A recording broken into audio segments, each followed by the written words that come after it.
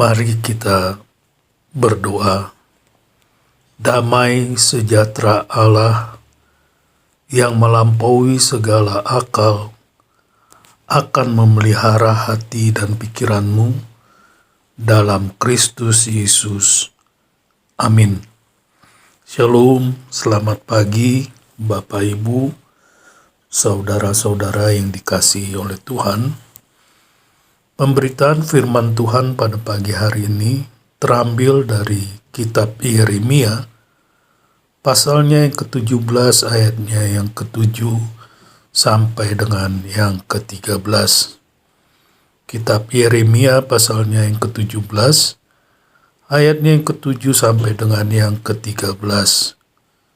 Demikianlah firman Tuhan. Diberkatilah orang yang mengandalkan Tuhan, yang menaruh harapannya pada Tuhan. Ia akan seperti pohon yang ditanam di tepi air, yang merambatkan akar-akarnya ke tepi batang air, dan yang tidak mengalami datangnya panas terik, yang daunnya tetap hijau, yang tidak khawatir dalam tahun kering, dan yang tidak berhenti menghasilkan buah. Betapa liciknya hati, lebih licik daripada segala sesuatu. Hatinya sudah membatu, siapakah yang dapat mengetahuinya? Aku Tuhan yang menyelidiki hati, yang menguji batin, untuk memberi balasan kepada setiap orang setimpal dengan tingkah langkahnya, setimpal dengan hasil perbuatannya. Seperti ayam hutan yang mengerami yang tidak ditelurkannya, demikianlah orang yang menggaruk kekayaan secara tidak halal. Pada pertengahan usianya, ia akan kehilangan semuanya, dan pada kesudahan usianya, ia terkenal sebagai seorang bebal. Tahta kemuliaan luhur dari sejak semula, tempat bait kudus kita. Ya, pengharapan Israel Tuhan. Semua orang yang meninggalkan Engkau akan menjadi malu. Orang-orang yang menyimpang daripadamu akan dilenyapkan di negeri, sebab mereka telah meninggalkan sumber air yang hidup, yakni Tuhan. Demikian pembacaan firman Tuhan di pagi hari ini. Bapak, Ibu, dan saudara-saudara yang dikasihi oleh Tuhan, Nabi Yeremia dikenal sebagai nabi yang meratap karena dia tidak hanya memperingatkan Israel bahwa akibat dari ketidaktaatan terhadap Tuhan akan mengakibatkan Israel terbuang di antara bangsa-bangsa. Di lain sisi, Yeremia bukan saja memperingatkan akan kejatuhan Yehuda, tetapi dia juga menyaksikan kehancuran Yehuda yang meluluh lantakkan dari kota tersebut. Yeremia menangis dengan sedih ketika dia melihat bahwa Tuhan telah meninggalkan bait sucinya. Sama seperti Israel yang jatuh ke dalam penyembahan berhala, demikian juga dengan Yehuda yang juga jatuh ke dalam penyembahan berhala yang sangat parah. Sungguh suatu pesan yang suram bagi kita semua, bahwa kebergantungan pada manusia dan melakukan penyembahan berhala memiliki konsekuensi yang menghancurkan. Namun demikian, ada pesan harapan dan janji pemulihan Tuhan di dalam nubuatan Yeremia kepada Yehuda.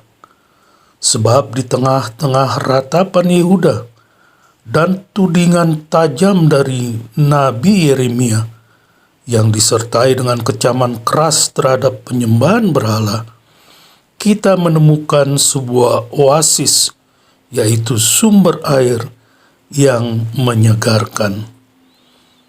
Diberkatilah orang yang mengandalkan Tuhan. Demikian Yeremia bernubuat yang menaruh harapannya pada Tuhan. Ia akan seperti pohon yang ditanam di tepi air, yang merambatkan akar-akarnya ke tepi batang air, dan yang tidak mengalami datangnya panas terik, yang daunnya tetap hijau, yang tidak khawatir dalam tahun kering, dan yang tidak berhenti menghasilkan buah. Pengharapan inilah yang mengalir dari Tuhan yang setia itu.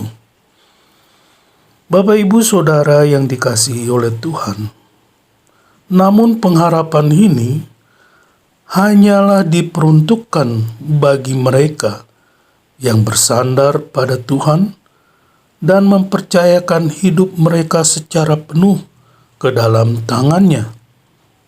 Artinya, untuk memperoleh pengharapan dan kekuatan dari Tuhan Allah, mereka harus menempatkan kepercayaan mereka hanya kepada Tuhan dan bukan kepada yang lain. Sebab bagi mereka yang hanya menyandarkan harapannya kepada Tuhan, dikatakan akan seperti pohon yang menerima air dari sumbernya secara langsung, yaitu Allah sendiri. Oleh karena itu, dikatakan berbahagialah orang yang menaruh harapannya pada Tuhan, karena ia akan seperti pohon yang ditanam di tepi aliran air hidup, yang akarnya merambat ke dalam aliran-aliran pemberi kehidupan itu. Bapak, Ibu, Saudara yang dikasihi oleh Tuhan, sebagai kesimpulan daripada uraian firman Tuhan ini adalah ini. Yang pertama, sama seperti air sangat penting untuk kehidupan kita, demikian juga Yeremia menunjuk kepada Tuhan sebagai sumber air dari kehidupan rohani kita. Yeremia membandingkan antara mempercayai Tuhan sebagai sumber pengharapan dan sumber air itu di dalam kehidupan ini dengan kebodohan dari orang-orang yang berpaling dari Tuhan dengan mengandalkan kepercayaan pada kekuatan manusia.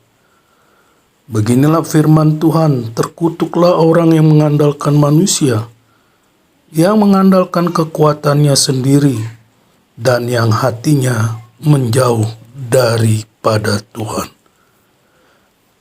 Kesimpulan yang kedua, di dalam ayatnya yang ke-13, Yeremia menggunakan analogi air sebagai sumber kehidupan adalah untuk mengingatkan kepada kita bahwa berbagai aspek tentang bagaimana Tuhan harus dipandang sebagai sumber kehidupan kerohanian kita. Dan yang ketiga, sumber air itu adalah Yesus Kristus yang merupakan air hidup yang memberikan kita kehidupan yang kekal.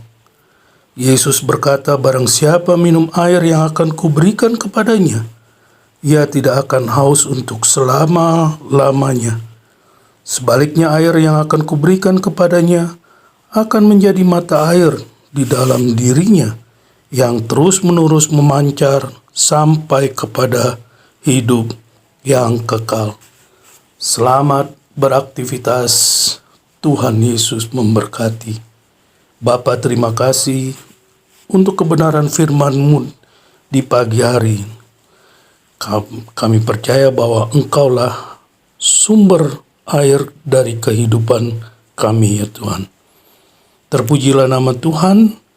Di dalam nama Tuhan Yesus kami berdoa. Saudara-saudara yang dikasihi oleh Tuhan, arahkanlah hatimu kepada Tuhan dan terimalah berkat Tuhan. Tuhan memberkati engkau dan melindungi engkau. Tuhan menyinari engkau dengan wajah-Nya dan memberi engkau kasih karunia. Tuhan menghadapkan wajah-Nya kepadamu dan memberi engkau damai sejahtera. Amin. Shalom.